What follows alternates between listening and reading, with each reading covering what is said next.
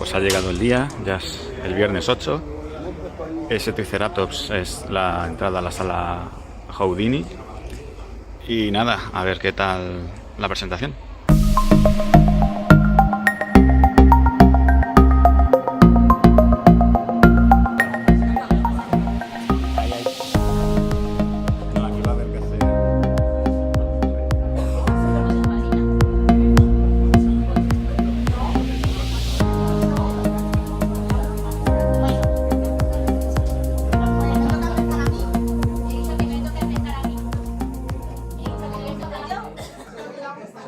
El libro de Meilín es mi última novela, una novela que me ha costado mucho sacar al final, una novela con sus más y sus menos, mezcla misterio, mezcla intriga, mezcla romanticismo, pero aparte de la trama en sí, que es para mí una de las más completas que he escrito hasta el momento, tiene algo muy especial y es que en ella quise agradecer.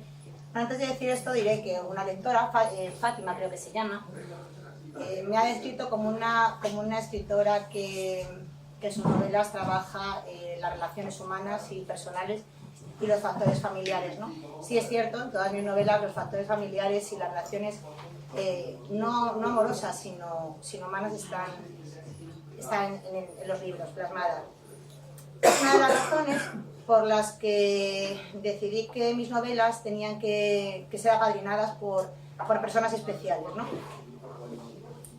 Personas especiales que me acompañan a lo largo de mi carrera literaria. En este caso, Meilín tiene una lectora, no la voy a mirar porque se va a ir, entonces está aquí, pero están allí, son los dos. Y tiene un padrino escritor, es Javier Torra, y como todos habéis hecho cata de la novela, yo no voy a hablar mucho de ella porque ya he hablado por las redes, pero sí le voy a pedir a mi padrino escritor que haga la cata de su novela. Javier, por favor.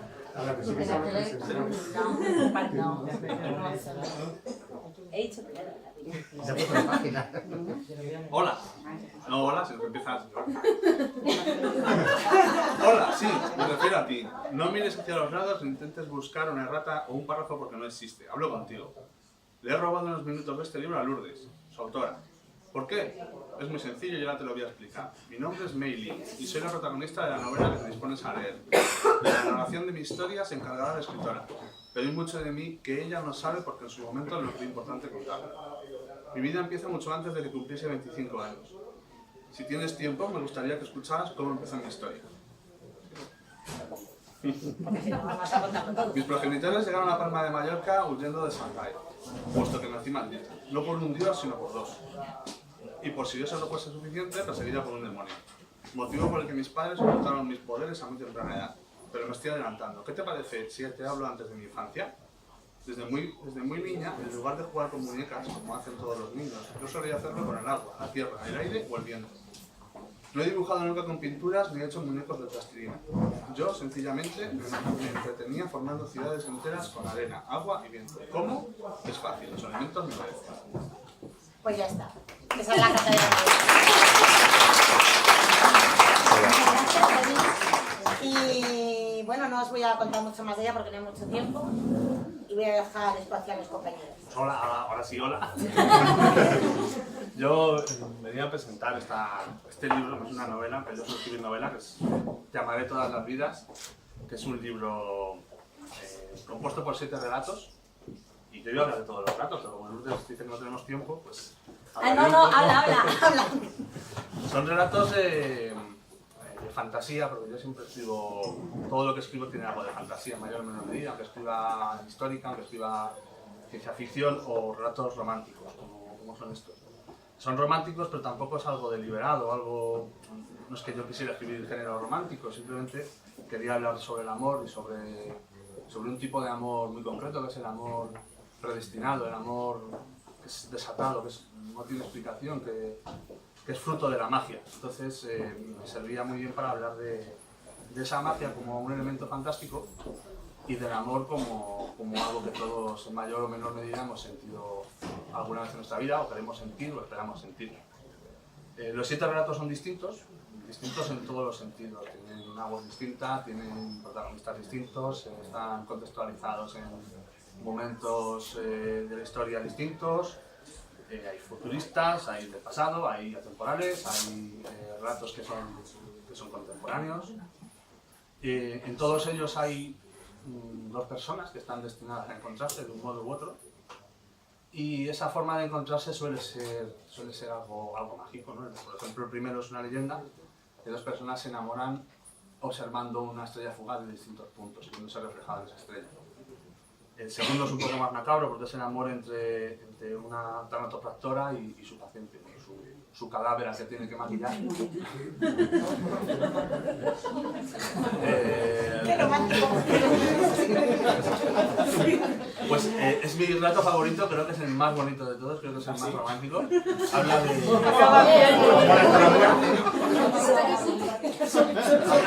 las cosas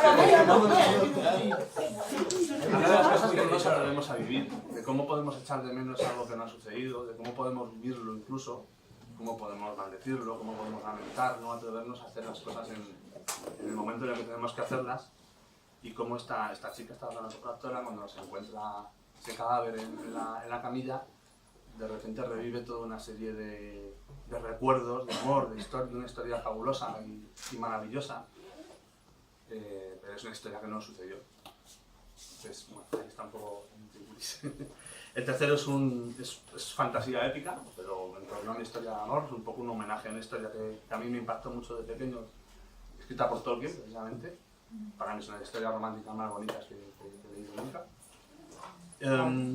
El cuarto y el sexto son bastante parecidos en cuanto a que son relatos contemporáneos, pero bueno, relata la relación de una persona con una mujer en sus sueños, o sea, llega a vivir una vida paralela en sus sueños, se enamora de ella, tiene una relación con ella en todos los sentidos, sobre todo en el onírico, hasta que un día va a una farmacia para comprar somníferos, porque necesita soñar con ella, y se encuentra que la farmacéutica es la mujer de sus sueños, nunca mejor dicho.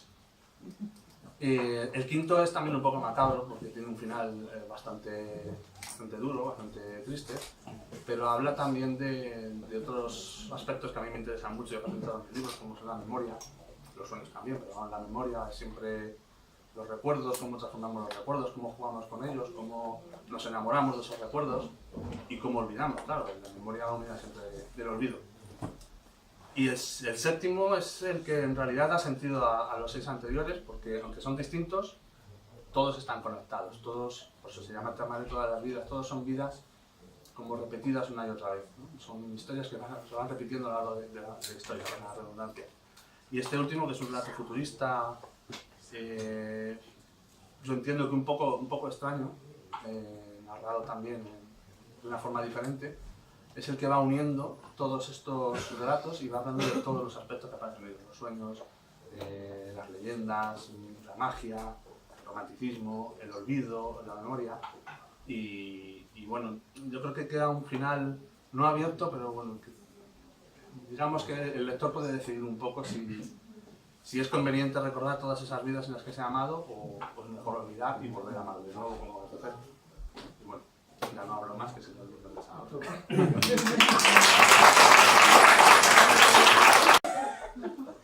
Pues así un párrafo al azar. Las dudas. Aquellas malditas serpientes que en determinados momentos de su vida se habían apoderado de su ser, regresaron. La chica que había visto frente al espejo o a través del cristal de la ventana del autobús ya no dudaba. Confiaba en sí misma como confiaba en que cada mañana saliese el sol. Pero no siempre había sido así. Hubo un tiempo en el que se sintió insegura, un tiempo donde el hecho de tomar decisiones podía atormentarla. Todo era fruto del pasado, aquel maldito pasado. Juicios, miradas reprobatorias, comentarios malintencionados, traiciones. Aquellas cosas habían pasado y ella las había sufrido. Ella que todo lo que pretendía era ser feliz. Ella que estaba dispuesto a darlo todo por los demás, a desvivirse por las personas a las que quería. Así aprendió que solo alguien a quien se ama es capaz de traicionar. Y así aprendió a dudar, a temer de lo que en apariencia podría ser demasiado bueno, a huir de lo que a la larga podría causarle daño.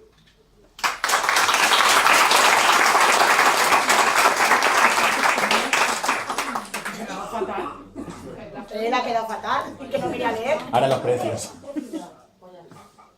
Bueno, yo voy a hablar, pues, he vuelto atrás el cuadro, no sabía que me lo había sacado, por hablar de alguno. Es el primero que encontró, ya que estoy preguntando los precios, yo lo muestro. Es mi cuarta novela, yo escribo thriller y este es un asesino en serie. ¿Y por qué se llama Oculto tras el cuadro? Pues porque el asesino deja a sus víctimas en cuadros muy conocidos. La mayoría de ellos, bueno, todos son de pintores súper conocidos, porque yo no he estudiado arte. Son muy conocidos y... Como otros. como otros. Y el asesino contacta con sus víctimas por medio de internet, pues por las páginas de contacto que muchos conocemos, que sabemos que existen, cómo se trabaja en ellas, y de esto va la novela. Creo que es la novela que más investigación ha tenido, porque es verdad que me he bajado manuales de universidades de criminología a mansalva. He estudiado de arte que no tenía ni idea y que ahora me pregunté sobre algún cuadro y no me acuerdo, o sea que tampoco...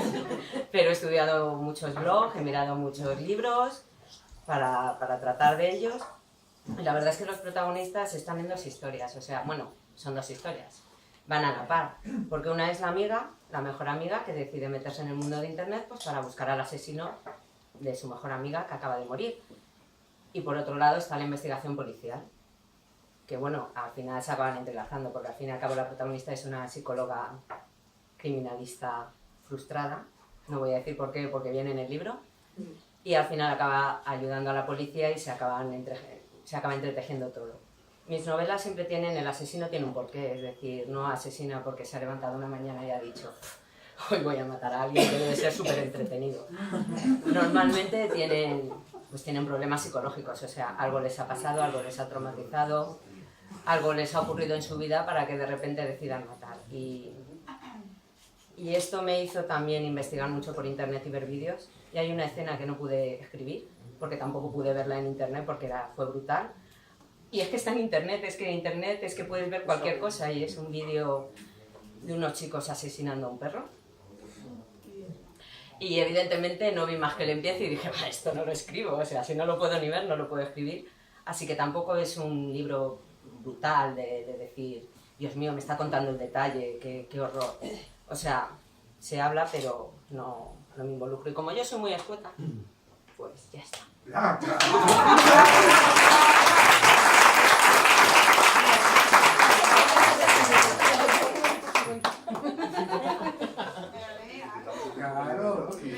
A ver, ¿puedo leeros el principio de la novela? Pero cógelo de ahí. Es que ¿sabes qué pasa? Que tengo un problema con las lentillas y los focos, que me están desenfocando, pero... Aquí lo tengo en el móvil, que es fantástico, mira, hasta lo puedo agrandar. Si no, ahora no puedo ni leer. Ahora a ver si lo pongo, porque claro, esto es lo que tiene también la tecnología, que se me ha ido. A ver, empiezo. Esto es como empieza el libro. Buenos días, ha llamado al teléfono de emergencias. ¿En qué puedo ayudarle? La joven que habló lo hizo con desgana. Su turno estaba a punto de terminar. Estaba deseando irse a casa y meterse en la cama. La noche de sábado solían ser agotadoras, demasiadas llamadas por comas etílicos o por peleas en bares. Está muerta. La voz al otro lado habló en un susurro. ¿Perdone? ¿Puede repetir? No le he entendido. Cristina ni se había dado cuenta del tono apagado de su voz. Apenas le salían las palabras. Aún no podía creérselo. Así que antes de repetir lo que acaba de decir, se secó las lágrimas que le rodaban por las mejillas con la palma de la mano y carraspeó. Está muerta, está muerta. Esta vez su tono resultó demasiado agudo, histérico, pero no había podido evitarlo, como veis, igual el tono que yo he dicho, ¿no? Se encontraba sentada en el suelo, apoyada en el mueble de la televisión, contemplando enfrente de ella el cuerpo de su amiga, desnuda, tumbada en el sofá. Por más que lo intentaba, no podía evitar su mirada, sus ojos sin vida que suplicaban ayuda. No sabía cuánto tiempo llevaba allí sentada. Nada más entrar en la casa, según la en esa postura antinatural, lo supo.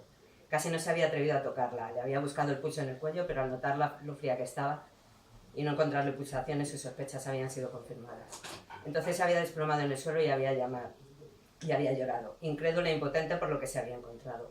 Cuando por fin había dejado de llorar, había sacado su teléfono del bolsillo del pantalón y había llamado al 111. ¿Me puede decir quién llame? La dirección donde se encuentra. La joven parecía haber despertado de su letargo.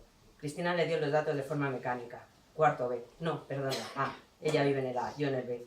No estaba segura de haberle dado toda la información solicitada hasta que volvió a oír la voz de la chica. Cristina, he enviado una ambulancia al domicilio indicado. Llegarán en 10 minutos. Sabía que ahora le tocaba tranquilizarla y tutearla. Era uno de los primeros pasos para el acercamiento. Está muerta. Alguien la ha matado. La operadora se tensó en la vieja silla. Nunca había recibido una llamada de homicidio. Cristina, ¿me puedes decir si estás sola en casa? Tuvo que repetir varias veces la pregunta hasta recibir contestación. He llegado y no había nadie, solo ella, muerta. Su voz sonó entrecortada, no entendía dónde quería llegar la operadora del servicio de emergencias.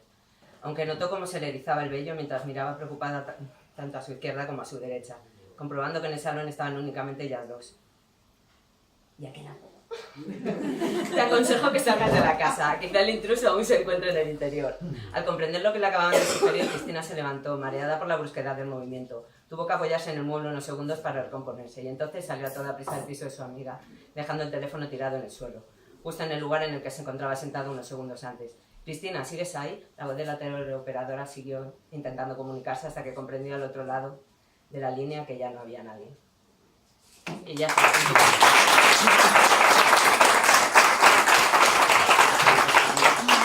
Soy el autor de la novela Justicia en la sombra. Justicia en la sombra es una novela negra escrita con un gran cariño. Tengo que confesar una cosa. Cuando estaba escribiéndola, digo, estoy escribiendo una novela negra, pero yo no sabía por qué a la novela negra me llaman novela negra. No lo sabía. Entonces, como en internet viene casi todo, me metí, empecé a indagar y resulta que había en París, a partir de 1945, una editorial que se llamaba Guiramar empezó a editar una serie, que se la llamaban Serie Noire, y era sobre el tema de lo que luego fue la novela negra. Se unió el término ahí de novela negra. Antes existía. Lo que pasa es que muchas veces dicen lo que no se etiqueta no existe, ¿no? Y en este caso, pues, de ahí viene el nombre de novela negra. Me puse tan contento, digo, por lo menos ya algo sé más sobre novela negra. Esta novela, Justicia en la sombra, trata sobre una inspectora que está investigando unos crímenes, asaltos y todo esto, y está siguiendo a una banda de gente muy preparada, que son parkour. Parkour, si alguno no sabéis qué es lo que son este tipo de gente que actúan en grupos, van recorriendo una ciudad de mobiliario urbano, saltan de una azotea a otra, dan la voltereta, todos los habremos visto en alguna película, ¿no? Normalmente son gente que luego su trabajo es ser extra de cine y hacer escenas arriesgadas. Bueno, pues ella está inmersa en esta investigación.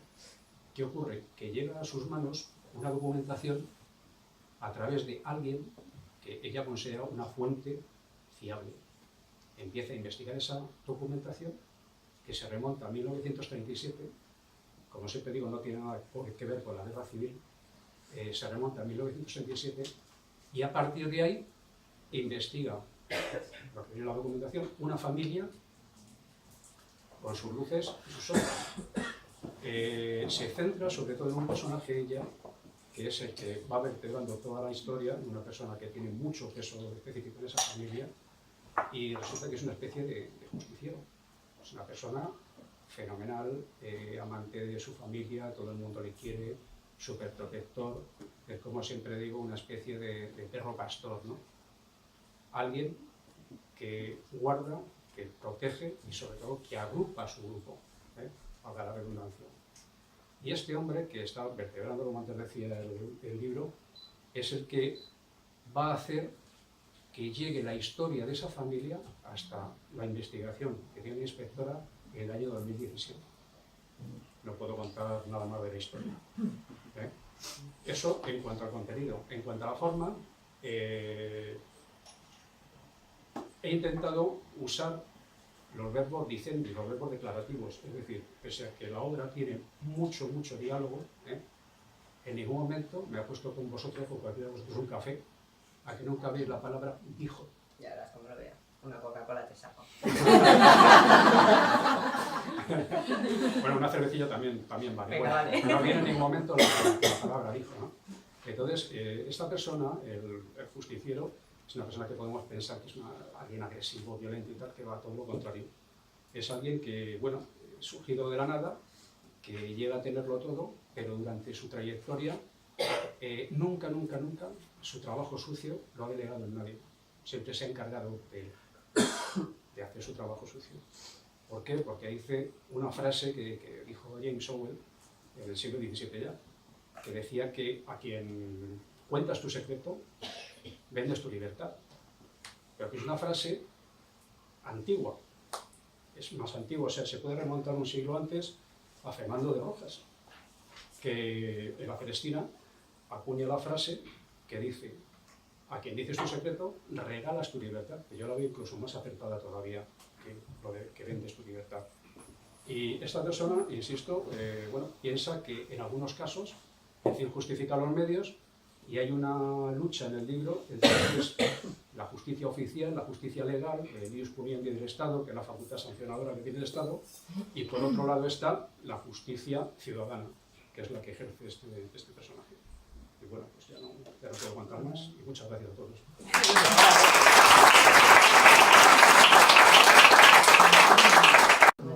Voy a leer algo, que es que este hombre es un enamorado de las poesías de Machado, y hay una, ya digamos en el crepúsculo de su vida, que le encanta leer prácticamente a diario.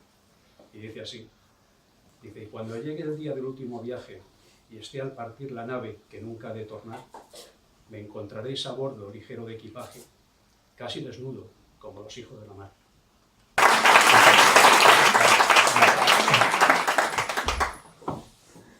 Hola, yo soy Clara y he venido a hablar de mi libro. Voy a hablar del primer libro que escribí porque tengo precisamente, me han acompañado dos de los protagonistas que están allá al fondo, que son mi hijo y una amiga que está ahí. Ellos son los protagonistas. Lo empecé a escribir, obviamente, para animarle a él a leer. Qué mejor manera que hacerle protagonista de una historia. Cuando lo estuve escribiendo, lo empezaron a leer otras personas y me dijeron que estaba bastante bien, que por qué no lo publicaba. Y ahí fue. Gracias. Entonces, lo que trata aquí es un reino, un mundo distópico, en el que hay unas normas muy severas, todo está prohibido prácticamente, la humanidad está muy clasificada, todo el mundo tiene su cometido, su cosa que hacer, y prácticamente nadie tiene que pensar porque todos van haciendo sus cositas y no te puedes salir de las normas. También el mundo se está consumiendo, se está reduciendo porque se va cubriendo por arena, y entonces se van quedando cada vez pues en un lugar más recogido, más... ¿cómo diríamos? Más pequeño. Eso. Entonces intentan protegerse amurallándolo, creando fuertes altas murallas. Y bueno, pero no hay solución ninguna. Lourdes, por favor. Una, mire. Tengo una pregunta en la Katy. Bueno, que... ¿Era pequeñito? Era pequeño, no, entonces tratan de buscar una solución y se dan cuenta de que están ocurriendo cosas raras, que hay un libro en el que se guardan todos los secretos de la humanidad y ese libro desaparece misteriosamente. 4 chavales se unen porque descubren que hay una profecía que dicen que hay un grupo de chicos que se llamará la Vieja Guardia, que son los encargados de guardar los secretos de la vida que se han perdido a lo largo del tiempo, y tratarán de encontrarlos para buscar la solución a ese mundo que desaparece. En el camino van a encontrar... ¿Qué te pasa? Mucho spoiler. No hay spoiler. En el camino pues tienen que luchar contra seres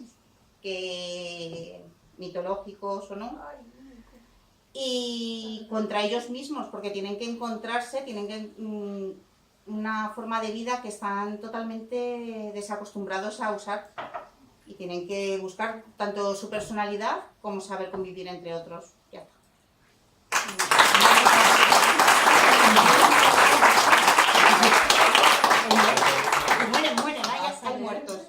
Sí, una cata. Una cata. Una pequeña cara. Una pequeñita.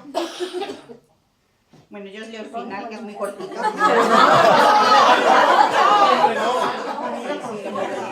Página 20. No, venga, el final. Que no. Cuentan las leyendas que el reino del hombre estuvo una vez reducido a una gran extensión de tierra, aunque ínfima en comparación a la superficie del planeta. Cuentan las leyendas que los secretos de la vida se guardaron en libros y que unas personas fueron elegidas para que esos secretos nunca se perdieran. Esas personas eran conocidas como la vieja guardia o los guardianes de la vida, aunque, como todo, también ellas cayeron en el olvido.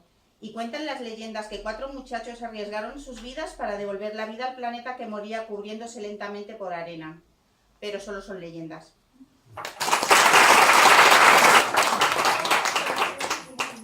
Bueno, yo soy Katy Molina. No. No. Va con ojo.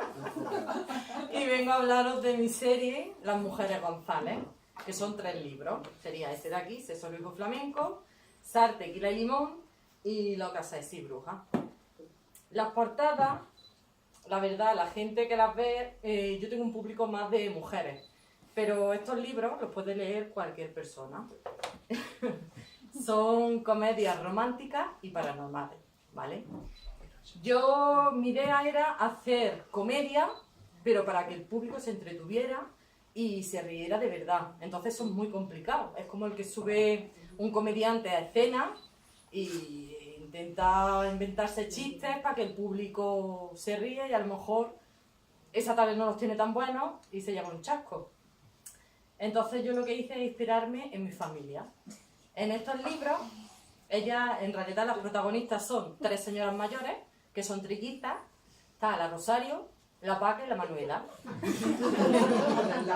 Cada una de ellas tiene... Es como es, porque son todas mujeres andaluzas de Sevilla y de Triana, ¿no? Y las novelas van de eso, de esas 3 señoras, que son trillizas, ninguna de ellas son todas solteronas. Está Rosario, que es la matriarca. Luego estaría Manuela, que es una mujer muy santa, muy religiosa, que lo lleva todo a rajatabla. Y Paca, que es la más descerebrada de todas ellas, ¿no? La que fuma a su edad, bebe, se divierte, y etcétera. Entonces, cada libro va de una sobrina, porque ellas crían a 3 sobrinas. A Carmela, a Úrsula y a Pandora, que sería la prima. Son 3 chicas huérfanas que ellas se tuvieron que hacer cargo de ellas. Sus padres, digamos, que serían familia, ¿no? Su hermano.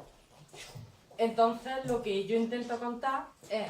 Porque en realidad la trama es un drama. Porque el primer libro, por ejemplo, va de maltratos físicos y psicológicos, ¿no? De violencia de género. Pero intento enmascararlos, fusionarlos con la comedia, ¿no? Para que tú al final no llegues a sentir esa impotencia o ese, no sé, como si fuera un libro dramático, ¿no?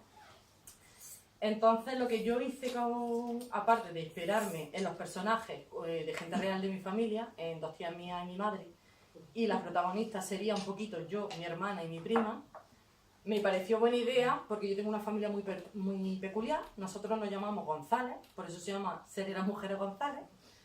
Y me inspiré un poquito en ellas, en situaciones que ellas han vivido o yo he vivido con ellas, para plasmarlo en el libro. Como sería el famoso Paco Orujo, que sale en las 3 novelas, que es un orujo que inventó mi tío un día. Se hizo un orujo casero y a la gente del barrio pues se lo vendió como el Paco Orujo porque él se llamaba Paco. Que no tiene una explicación. Y eso, digamos, el Paco Orujo, aunque sea una bebida alcohólica, tiene mucha importancia en estas novelas, pero muchísima. O también te explico situaciones como cuando hay un entierro, no te voy a decir de quién, pero hay un entierro, y yo me inspiré en el entierro de mi abuela. Nosotros somos una familia pues, muy excéntrica, muy peculiar, nosotros celebramos la muerte con alegría, no lloramos. Entonces se le cantó pues, lo que son canciones rocieras, la salve, la maquillamos a esa persona, la vestimos de flamenca prácticamente y la aterramos así. Y luego fuimos a celebrarlo. Nosotros somos así. Entonces hay situaciones muy duras dentro de la novela que tú piensas que, no sé, que te voy a explicar un guantazo, ¿no? Porque hablamos de la violencia, pero siempre tiene salidas muy Almodóvar, por decirlo así, porque yo siempre he dicho que mi familia es como una película de Almodóvar. Entonces lo que yo intenté, aparte que admiro mucho a ese director, plasmarlo en estas 3 novelas, cada una con su historia. La parte romántica en esta novela sería muy secundaria, porque en realidad ellas te hablan de la familia, de la unión familiar y de los secretos que ellas tienen, todas ellas. Aparte del drama, cada una de ellas tiene como una vida secreta. Y eso es lo que tú vas descubriendo durante la novela y cómo esa familia que al principio estaba desunida se va uniendo otra vez. Porque yo te digo que ellas son de Sevilla, son de Triana, son muy flamencas, ellas salen todas siempre con peinetas, con flores y portadas muy divertidas. En realidad las novelas pasan en Nueva Orleans, ¿vale? Porque una de las hijas a su edad, con 70 años, se enamora de un ricachón y se va. Eso le pasó a una de mis tías, a la vejez, se enamoró de un rico y se nos fue. Pues yo, digamos, he hecho lo mismo, pero no se fue a Nueva Orleans, se fue más cerca.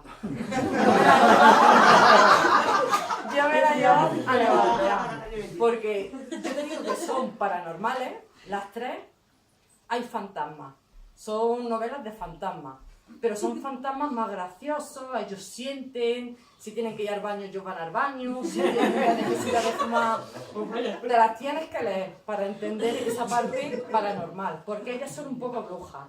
Pero yo no te hablo de una brujería de estas de fantasía, ni mucho menos, es más como nuestras abuelas, cosas de viejas, las cartas del tarot, o cuando ella, no sé, a mí mi abuela me decía, si tú quieres dar a un hombre le tienes que echar gotitas de regla en la comida. Cosas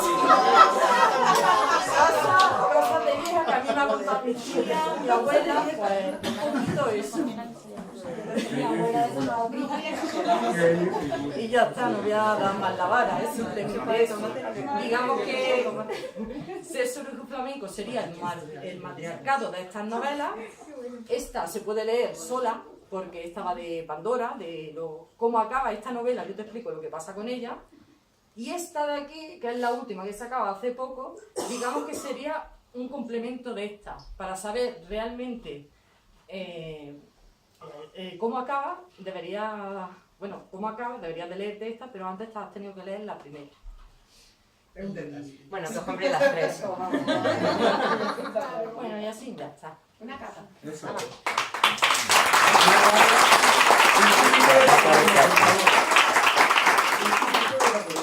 no se lo perdonamos, no haberlo traído. Un chupito de la cruz, por favor. Madre mía. Bueno, yo... Es responsable,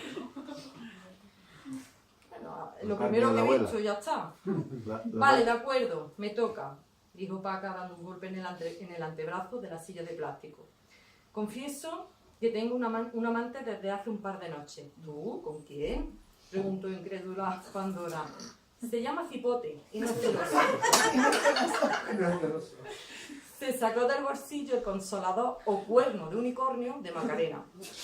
¿La habrás lavado, Paca? Rosario la miró con asco.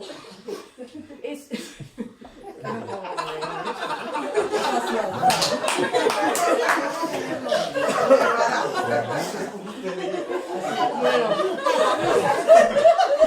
¿Cómo será el resto del día? Se lo quiero comprar. Bueno, eso. El unicornio de Macarena. ¿La habrás lavado, Paca? Rosario la miró con asco. Esa está en el coño de tu melliza. Se refería a Manuela. Es mi hermana, lo que chupa ella, yo también.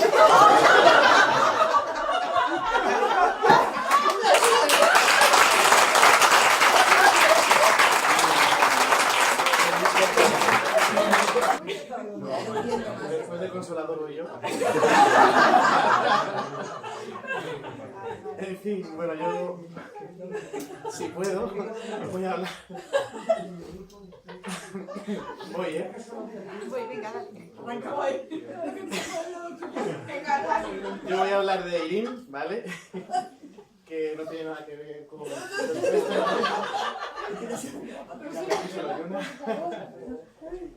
Bueno, yo os voy a hablar de un libro que bebe un poco de varios géneros. A mí siempre me ha costado mucho catalogarlo dentro de uno, pero bueno, aquí hay que etiquetar las cosas.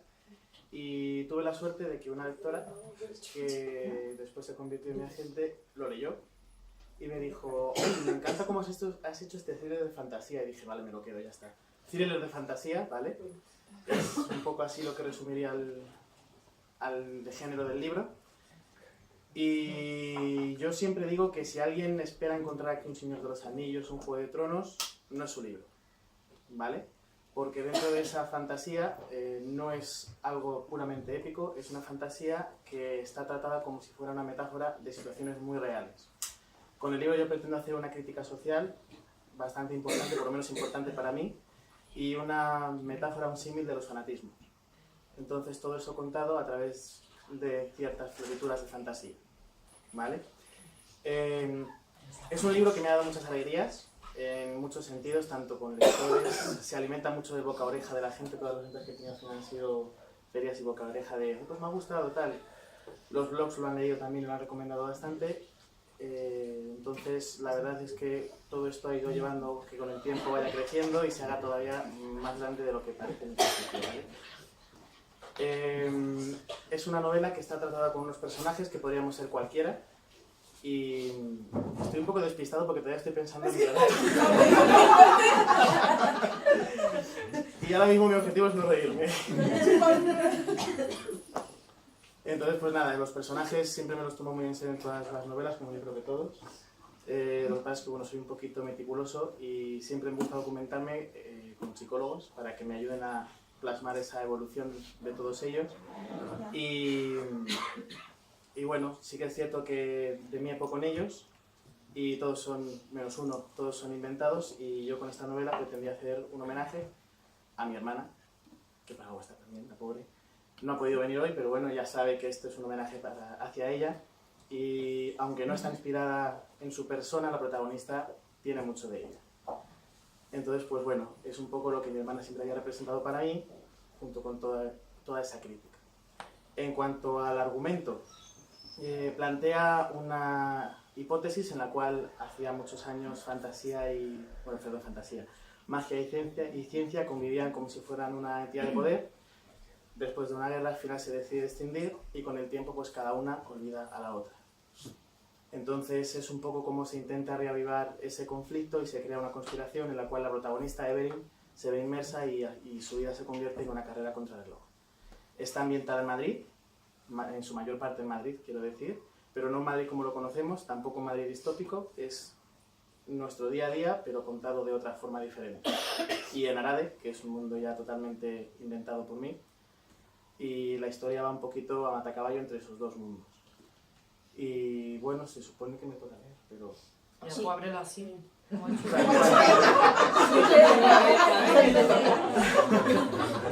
me voy a meter al prólogo. Así que nada, voy a empezar por el prólogo porque no tenía nada preparado, ¿vale? Y me da miedo abrir algo que no deba leer, ¿vale?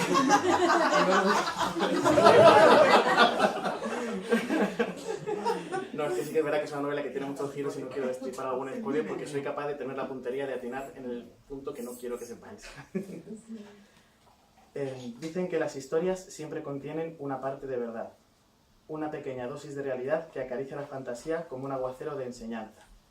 Esta es una fábula sobre cómo dominar el destino, un retrato de cómo cada pequeño detalle puede cambiar una vida para siempre. Una tela de araña que se entreteje a costa de las pequeñas ovejas que conforman el rebaño de la humanidad, demostrando que hasta la criatura más insignificante puede desempeñar un papel fundamental. La unión hace la fuerza, y la fuerza hace la victoria. Nunca antes un triunfo significó tanto para el futuro del universo. ¿Quién le iba a decir a nuestros protagonistas que sobre sus hombros pesaría la transición del mundo tal y como hoy lo conocemos? Ellos nacieron igual que nosotros, crecieron igual que nosotros y vivieron igual que nosotros.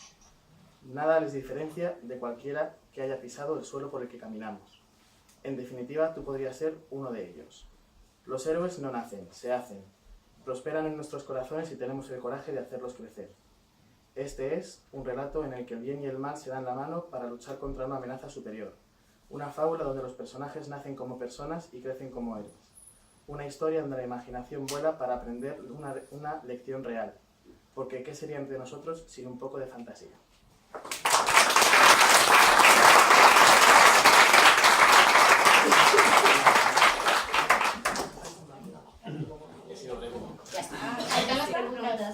Pregunta.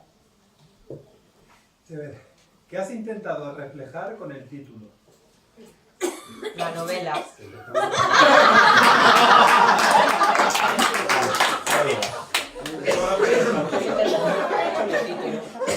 Titulares de 3 palabras.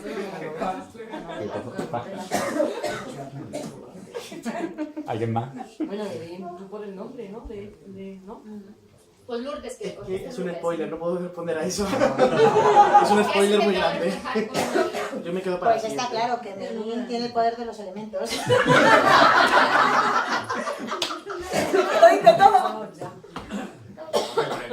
Con el título de la novela, yo en mi caso he querido reflejar que hay una persona que actúa en ocasiones como un justiciero, y se llama justicia en la sombra porque actúa desde la sombra, o sea, no es la justicia oficial, como decía antes, sino una justicia ciudadana, una justicia que es por lo que se podría adaptar precisamente esta novela, que quien comete un homicidio maneja las mismas armas quizá que pudiese manejar su víctima. O sea, no es alguien que a priori es un profesional ni cosas de estas, ¿no? En novela negra, a diferencia, yo hago una especie de diferencia entre novela negra y lo que es un thriller, ¿no? El thriller puede haber o no puede haber a lo mejor un homicidio. Un thriller puede ser, por ejemplo, toda la policía de Nueva York persiguiendo a una banda de terroristas y al final sin disparar un tiro o sin que haya una masacre, detener a todos y todos se resuelven. Eso puede ser un thriller. En cambio, en novela negra siempre tiene que haber un asesinato o un homicidio, vamos, dependería la calificación que tenga. En mi caso, insisto, el tema de justicia en la sombra viene de eso, de que hay una persona que actúa y piensa que en algunos casos injustifica los medios en contraposición a la justicia oficial. Por eso hay dos tesis, ¿no? La de este hombre y la tesis oficial de la encantadora inspectora Valle, que es la que investiga.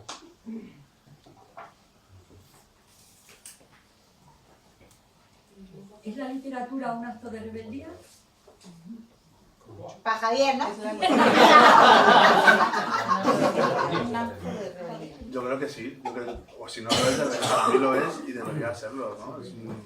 Todas las artes tienen que tener un punto de rebeldía para salirse de lo establecido, de lo común, de lo vulgar, buscar siempre algo no solo que entretenga, sino que remueva un poco, que haga a la gente reflexionar, pensar en sí mismo, pensar en los demás y buscar eso, bueno, una forma de rebelarse contra lo que todo el mundo piensa, o no. Yo creo que sí, por lo menos en mi caso, antes lo he dicho, yo escribo normalmente libros que intentan crear conciencia, a ser posible mala conciencia, en la gente. De hecho, yo, si le dais a seguir, os invito a que me digáis cuál es la diferencia entre los villanos de este libro y vosotros. Entonces, para mí es un acto de rebeldía, es un acto de darnos cuenta de que en el fondo la barrera entre el bien y el mal somos nosotros, sea aquí o sea en otro tipo de género. Pues yo no estoy de acuerdo con mis compañeros. Vaya por Qué raro. Tiene que ser una siguiente pregunta. ¿Hacen más preguntas? ¿Tiene que ser No, pero obligados? contesta. No, para mí no es un acto de rebeldía. Yo creo que ya fui rebelde cuando fui a la universidad, en el instituto. Esa fue mi época de rebeldía. Ahora simplemente es un poco de desconexión. Olvidarme de mi día a día, el estrés que tengo en el trabajo, etcétera, etcétera. Lo mismo que leer, no me rebelo contra el trabajo, simplemente me evado. Para mí es diferente rebelarme a evadirme. Eso es lo que yo vi. Fin. Sí, os he hecho spoiler de la tercera pregunta. Venga, pues la tercera Es pregunta. que yo creía que solo había dos. Ahora para Katy. ¿De qué manera combinas tu vida personal con la literatura? Pues no lo sé, a ver. Súper combinado. Como pueda, yo sinceramente cuando puedo. Como yo trabajo, ya sabéis todos que yo trabajo en un hotel. Y en temporada alta, pues es imposible. Pero siempre intento esos huequitos después de hacer mis deberes personales, obligatorios, Pues por la mañana no puedo escribir un poquito, nunca me voy a la cama sin leer un libro. Yo por la noche no escribo, yo solamente leo. Y verás que no, pues cuando se puede. Yo no puedo llegar a un ritmo porque mi plan B, aparte de escribir, es cotizar y trabajar. Porque yo soy consciente que de esto, solamente de esto, no puedes vivir. Porque es un mercado muy inestable. A veces está aquí y a veces está ahí. ¿Sabes? Yo necesito tener, pues eso, tu sueldo y tu cotización para el día de mañana, para que no me pase como a estas mujeres. Tampoco le compré. Pero no todas tenemos Clara. Pues yo un poco como Katy, igual, uso pues, los momentos libres que tenemos, debería ponérmelo más como una obligación, de decir, pues tengo que escribir, porque al final es cierto que lo último que dejas es esto para hacer, porque siempre vas sacando otras cosillas. Me gusta escribir relatillos y entonces me lío con otras cosas en vez de escribir pues la novela que tengo empezada y que ahí está. Ahí está.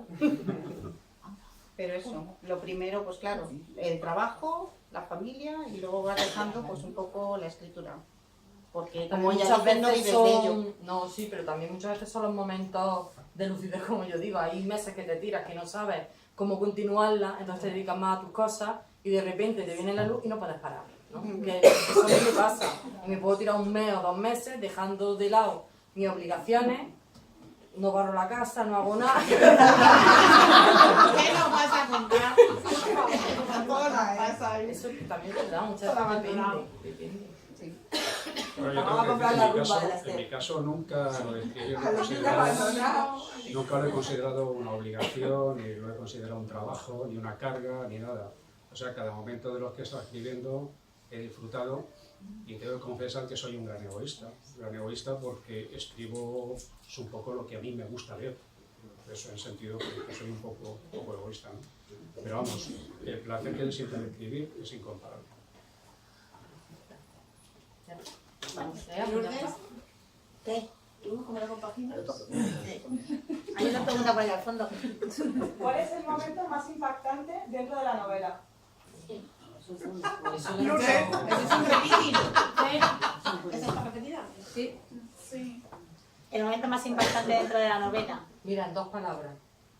Melín.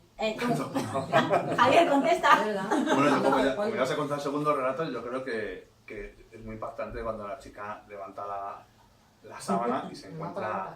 A la orden de su muerte ya. Creo que tiene que ser muy terrible, ¿no? ¿El por qué?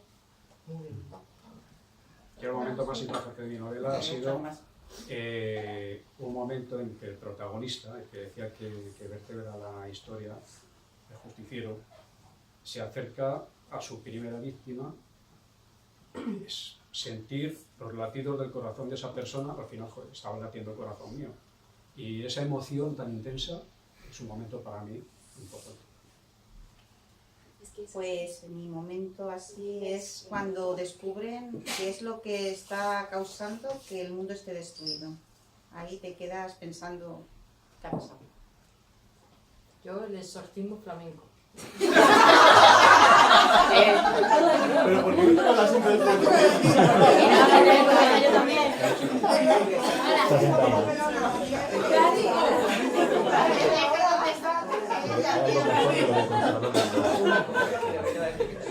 Pues yo lo voy a resumir de una forma muy breve.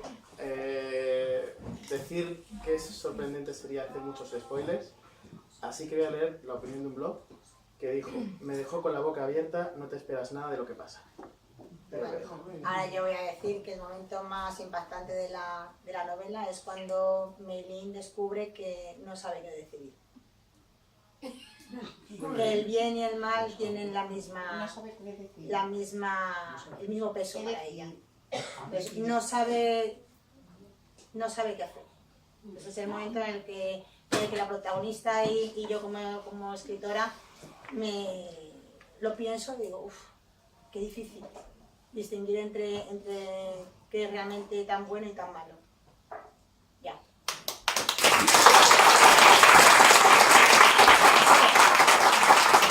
Muchas gracias por haber venido aquí. Es que que Katy habla mucho y si no nos va a salir otra vez Tal González. Gracias por haber venido al segundo encuentro de escritores, a la primera parte del segundo encuentro de escritores. Para los que no vais a venir mañana, ya anunciamos que os esperamos en febrero del 2020, ¿vale? Lo anunciamos con un año de antelación para que vayáis haciendo anotaciones en el calendario. Ah, pues yo me quedo ya aquí. Entonces tú te puedes quedar aquí, pero te queda un año todavía. Pero ahí nos darán el planeta. Habrá que celebrarlo allí. Sobre todo, muchas gracias. Recordaros que mañana, aparte de tener el encuentro en Alcobendas, vamos a hacer entrega del premio literario. Tanto Javisa 23 como Susella van a entregar sus dos premiados. Ya veremos quiénes. Dos contratos, uno de fantasía y otro de romántica, que publicarán con ellos y lo que les ofrecen pues está estupendo. Estupendo. Bueno, pues ala, ya está.